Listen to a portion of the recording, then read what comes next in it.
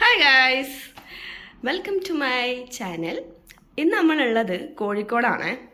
ഇങ്ങോട്ട് വരണം എന്നുള്ള ഉദ്ദേശത്തിന് വന്നതല്ല, കണ്ണൂരേക്ക് പോകുന്ന വഴിയിൽ ഇവിടെ ഇറങ്ങേണ്ട ഒരു സിറ്റുവേഷൻ വന്നു. അപ്പോൾ ഇവിടെ ജസ്റ്റ് ഇറങ്ങി.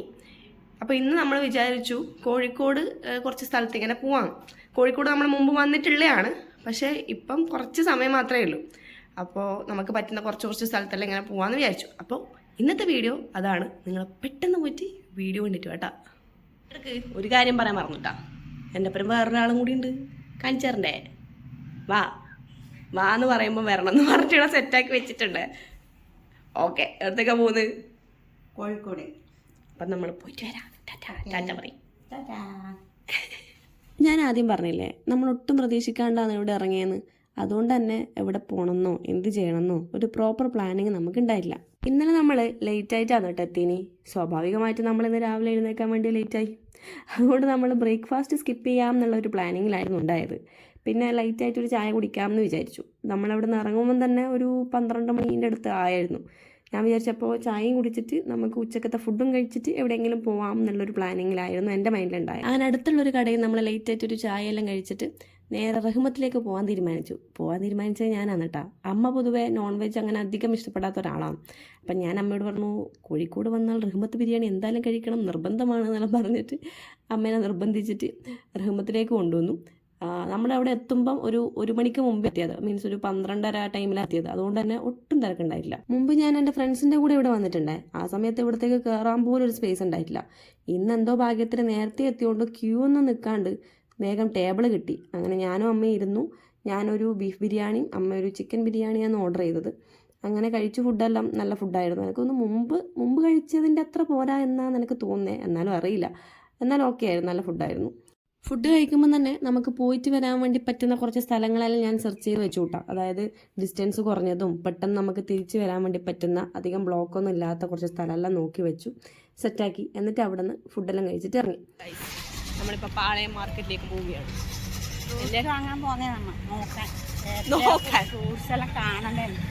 നോക്കാൻ വേണ്ടി പോകുന്നതാണ്. പൈസയൊന്നുമില്ല, വെറുതെ നോക്കും വരും. പൈസ കൊടുക്കണ്ടല്ലോ, കാണാനൊന്നിനും പൈസ കൊടുക്കണ്ടല്ല. വേണം കണ്ടോ, എന്നാ കാണിച്ചു തരാം. ഇഷ്ടം പോലെ സാധനം കാണാതെ സാധനം.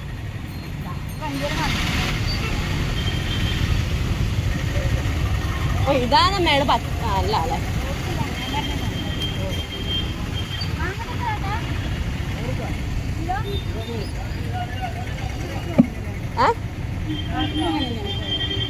കിലോ 130 തോന്നുന്നു. നോക്കാം.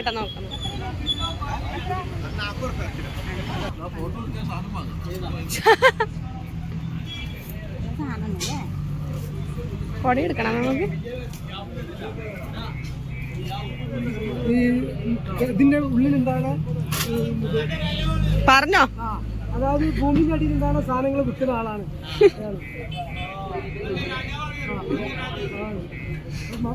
നിങ്ങൾ കളിയാക്കുന്നതല്ല, ശരിക്കും പറയുന്ന. അല്ലല്ല, പൂളാമാലിക്കാണ് ഇവിടെ കോഴിക്കോട് ജില്ലയിൽ പേരിട്ട ആളാണ്. അതെയാ?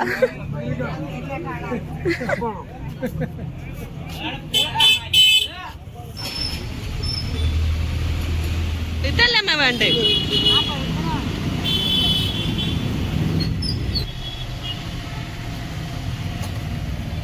നിങ്ങൾ തിന്നറാ അസുലേ? നടന്നാണ് നമ്മൾ SM സ്ട്രീറ്റിലെത്തിയിരിക്കുകയാണ്. ഇത് നമ്മൾ കാണാനായിട്ട് മാത്രം വന്നതാണ്. നിങ്ങളും വേണമെങ്കിൽ കണ്ടോളൂ.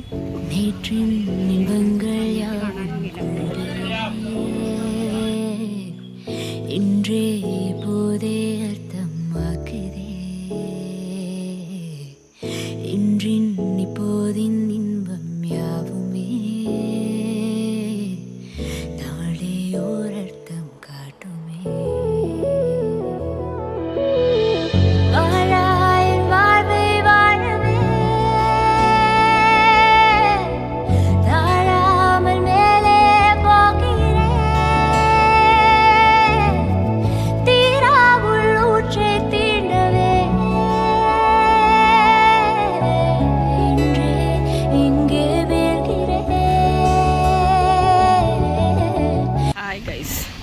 അവസാനം നമ്മൾ നമ്മുടെ കോഴിക്കോട് ബീച്ചിലേക്ക് വന്നിട്ടായില്ല കേട്ടാ, അമ്മയുടെ മുമ്പിൽ നടക്കുന്നുണ്ട്. നമ്മൾ വിചാരിച്ച് മഴയിലായതുകൊണ്ട് ഇവിടെ ആരും ഉണ്ടാവില്ല എന്നൊക്കെ, ഇവിടെ ഫുള്ള ആളാണ് ഗൈസ്. വന്ന സ്ഥിതിക്ക് എന്തായാലും ഇവിടെയും കൂടി വരാണ്ട് പോകുന്നത് അത്ര ശരിയല്ലല്ലോ എന്ന് തോന്നിയിട്ട് ഇങ്ങോട്ട് വന്നതാണ് കേട്ടോ. അമ്മ ഓക്കെ കോഴിക്കോട് ബീച്ച്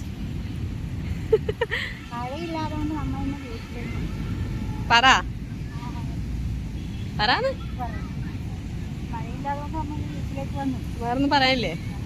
ഇവിടെ കുറച്ച് സമയം ഇരുന്നിട്ട് കുറച്ച് കടലക്കയും ഐസ്ക്രീം കഴിച്ചിട്ട് ഇപ്പം നമ്മൾ പോകും.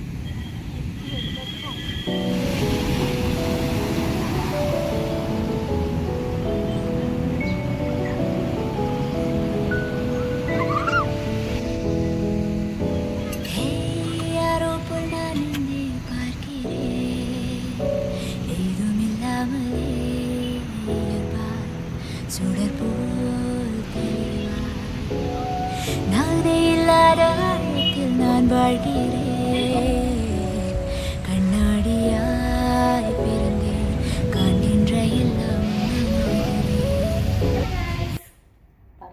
നമ്മൾ കോഴിക്കോട് പോയി.